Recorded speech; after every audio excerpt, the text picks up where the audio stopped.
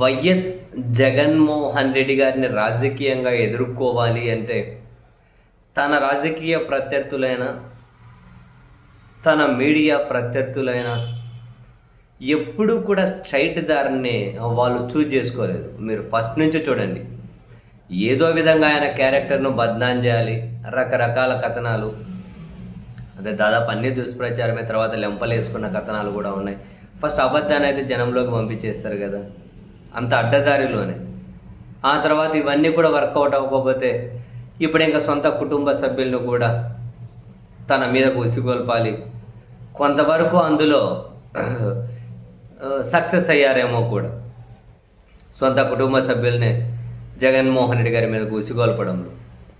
And Vivekananda Reddy గారి హత్య case, ఆ పిటిషన్కి సంబంధించిన సిబిఐ తీర్పు ఇచ్చిన తర్వాత ఏమని జగన్మోహన్ రెడ్డి గారిని కానీ, వాళ్ళ భార్య గారు అంటే భారతి గారిని కానీ అసలు రవ్వంతా కూడా ఏ కోశాన వాళ్ళని అనుమానించాల్సిన అవసరమే లేదు అనే తీర్పు కూడా వచ్చిన తర్వాత బహుశా అది ఇంకా పెద్దగా వర్కౌట్ అవ్వడం లేదని భావించాయేమో జగన్ వ్యతిరేక పత్రికలు.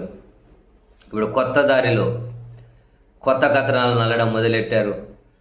నిన్న చంద్రబాబు గారు రాజగురువు పత్రిక అనబడే దాంట్లో, అంటే టీడీపీ కరపత్రికలో వివేక కుటుంబంపై వైకాపా పగ అని ఫ్రంట్ పేజీ కథనం, మళ్ళీ కథనం రాసుకొని అదేదో జగన్మోహన్ రెడ్డి గారి ప్రభుత్వ హయాంలో వివేక గారి భార్య గారి భూమిని వేరే వాళ్ళ పేరుతో రాసేయించుకున్నారు అని ఏదో ఒక అడ్డదిడ్డమైన కథనాన్ని చదివితే దానికి కొడి గోత్రం లేదు, రాసుకుంటూ వచ్చారు.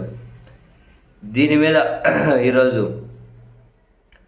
క్లియర్ కట్గా మరో కథనం, ఏంటి నిజం అని చెప్పి ఆధారాలను షేర్ చేసుకుంటూ సాక్షిలో కూడా ఒక కథనం వచ్చింది. అసలు వెబ్ ల్యాండ్లో ఉన్న ఆధారాలు ఏమున్నాయి, ఈ కథనం ఏంటి, రిజిస్ట్రేషన్ డాక్యుమెంట్లు ఏంటి అని.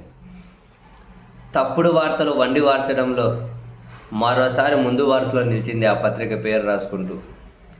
వివేక కుటుంబంపై వైకాపా పగ కథనమే అందుకు తాజా ఉదాహరణ. అంటే ఇలాంటి తప్పుడు కథనాలు రాస్తారు, దీని మీద క్లారిటీ ఇస్తారు, దీని మీద చర్చిస్తారు కదా, అందుకని లేదు మా పత్రికను చర్చించకూడదు, మా పత్రికను షేర్ చేయకూడదు, మా పత్రికను ఫార్వర్డ్ చేయకూడదు, అలా చేస్తే లీగల్ చర్యలు తీసుకుంటామని మళ్ళీ అట్లా బొంకడం ఒకటి.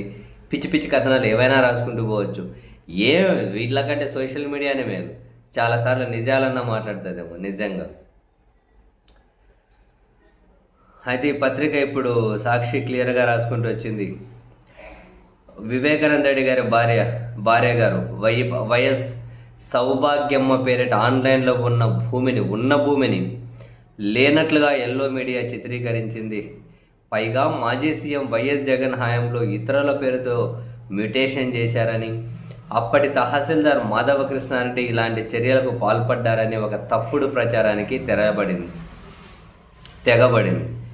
పులివెందుల మండలం వెలమారుపల్లె 2006 ఫిబ్రవరి 17న సబ్ రిజిస్ట్రార్ కార్యాలయంలో ఓవరాల్గా 7 ఎకరాలు వైఎస్ సౌభాగ్యమ్మ పేరిట వెబ్ ల్యాండ్లో వాళ్ళు ఉన్నారట.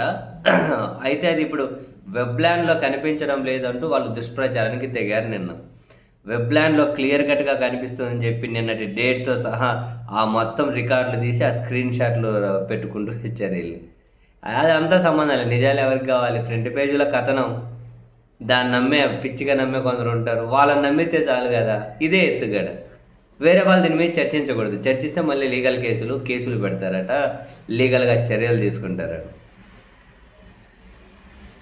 వైఎస్ సౌభాగ్యమ్మ పేరుతో ఉన్న భూములను ల్యాండ్ కన్వర్షన్ చేయాలి అంటూ 2018లో దరఖాస్తు చేసుకున్నారట. 18లో దరఖాస్తు చేసుకున్నారు. కొంపదీసి ముఖ్యమంత్రిగా జగనే ఉన్నాడా ఏంటి 2018లో? ఏమో నాది లేదు, ఉన్నారని చెప్పి 10 ఏళ్ళు పోతే వీళ్ళే రాస్తారు, ఎందుకు జనానికి గుర్తుండదులే అని. ఆ మేరకు 65,000 చలానా చెల్లించారట. ఆ ఫైలును పరిశీలించిన అప్పటి జమ్మలమడుగు ఆర్డీఓ ద్వారా 2018 మార్చి 20న ల్యాండ్ కన్వర్షన్ కూడా అయిందట. 2018 మార్చి, అప్పుడు కూడా జగనే ముఖ్యమంత్రి ఉంటాడు, ఇంకా వీళ్ళకి అవసరం కూడా జగనే ప్రధానిగా కూడా ఉంటాడు.